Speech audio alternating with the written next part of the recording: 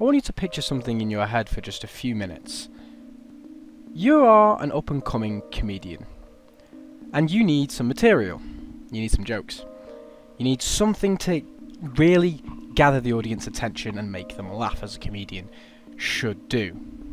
So you start writing, and nobody knows who you are, just an up-and-comer into the scene. You make a joke. Quite a good joke. Nothing too memorable, but the audience is very satisfied with the joke that you've told.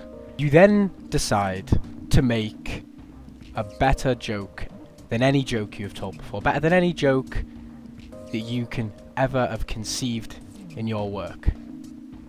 And you make this joke. You write it, you spend years developing and structuring this joke. And you finally release it to the world and tell it to everyone who's willing to listen. Think in your head, this is the best joke I've ever told. Even though the bar was set high, this joke I will tell will be greater. And unfortunately, it's not. It's nowhere near. Though the fundamentals of the joke stay the same, you have focused too much on making a better version of the last joke. You forgot what making a new joke was. Now, of course, I'm not talking about jokes here. I'm talking about video games.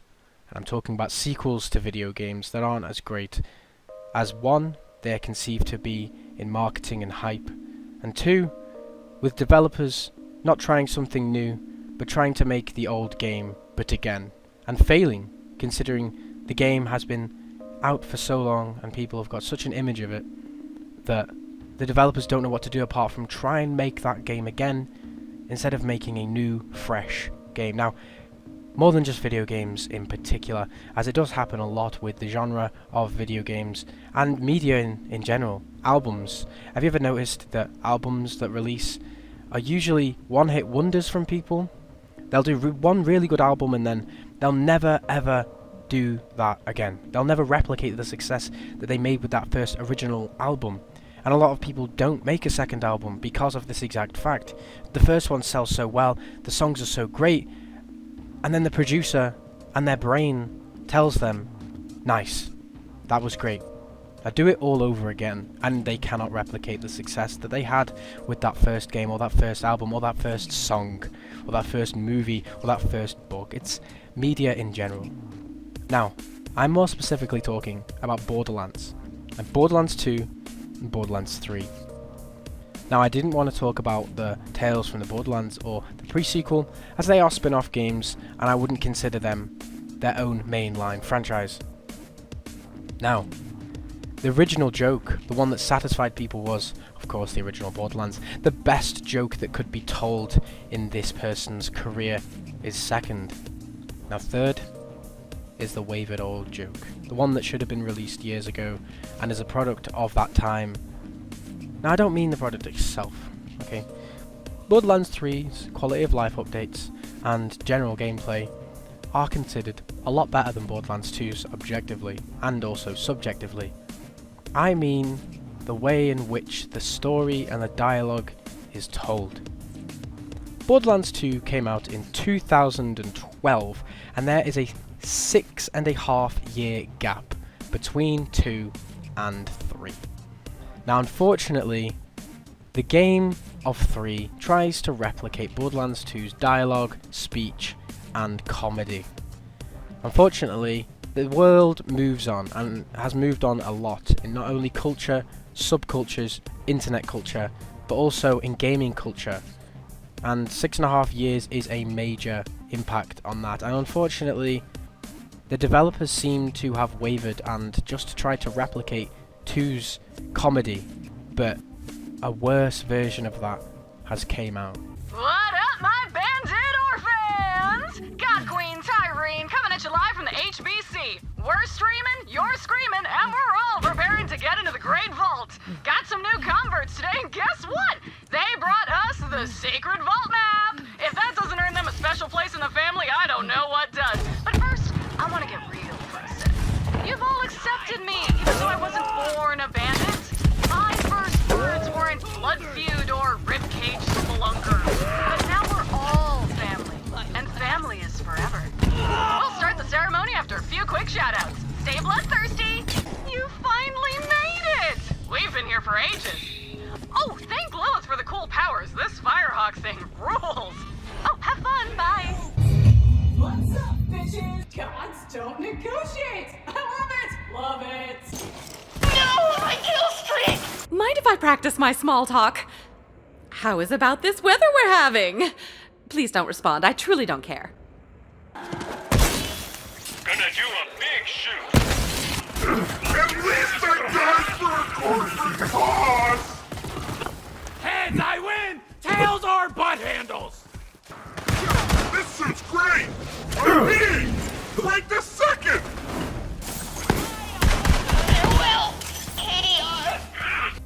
If you've played the game, you understand what I mean. It seems like with 2, they make comedy work, and comedy is prevalent and is quite funny.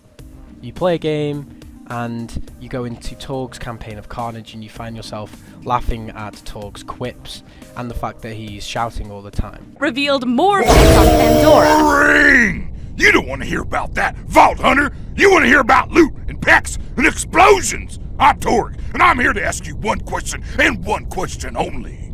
Explosions? Now, before you get started, you gotta digitally sign our legal waiver. Just kidding, fuck the legal waiver! You're in Torgland now, sucker! Get off this echo frequency, you protein-guzzling buffoon! I'm trying to convey... That sentence had too many syllables! Apologize! Right now, you're ranked 50th in the badass leaderboards, which puts you behind my grandma, but ahead of some guy she'd come to death. It took several hours! Also, you need a sponsor for motherfucking legal reasons! You may have noticed that everyone here is trying to kill you, Torg personnel included. You're welcome! I didn't want you to get bored, so I was like, fuck it, give everybody guns! We lost half of our workforce in 3 days, but who gives a fuck? You're in the Torg zone, baby! If you aren't made of gasoline, metal, or bacon, get the fuck down by signing up to the Torg Badass Tournament. You legally forfeit your right to cry, eat tofu, or watch movies where people kiss in the rain and shit! Now, that is funny in and of itself, but trying to replicate that, but to an extent where it feels like you're try-harding and really trying to push that funny part of the game really doesn't work. It's why comedians are so good at what they do. It seems like they're naturally funny. It seems like, to you, when you go to a show, they are not putting on an act. That's just how they are in real life, and a lot of them are. They're very quirky, intelligent individuals, and that is how they get across their humour. Which is why, when you go on game shows and they're there, they do very good, and also they are very naturally funny. But people like Amy Schumer, James Corden, you can tell that they are almost forcing their comedy onto you. It seems like they're reading a script, or they're copying people's jokes. You can really get it. I hate to use the word energy because it just reminds me of people who shake crystals and have influenced by the stars, but the energy that they give off is very forced comedy. And it seems like Borderlands 3 goes for that.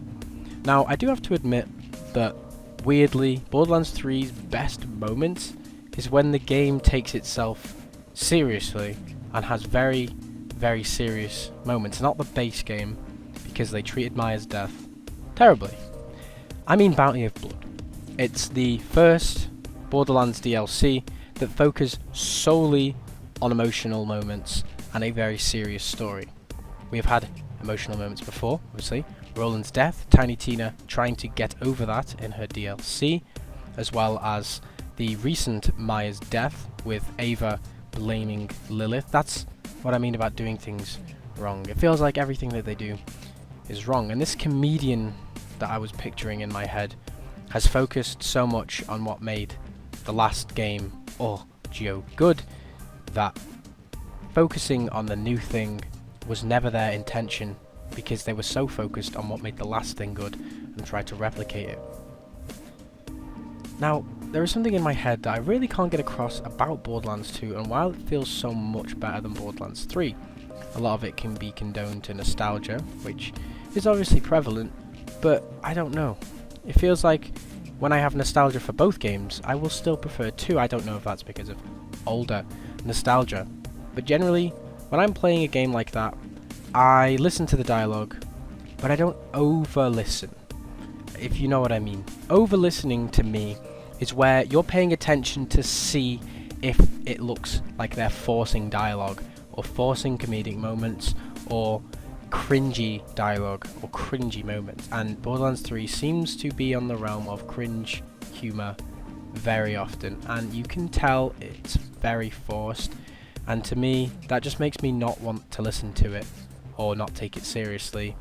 And even though comedy is not supposed to be taken seriously, you're supposed to listen to a joke and interpret that with comedy insight.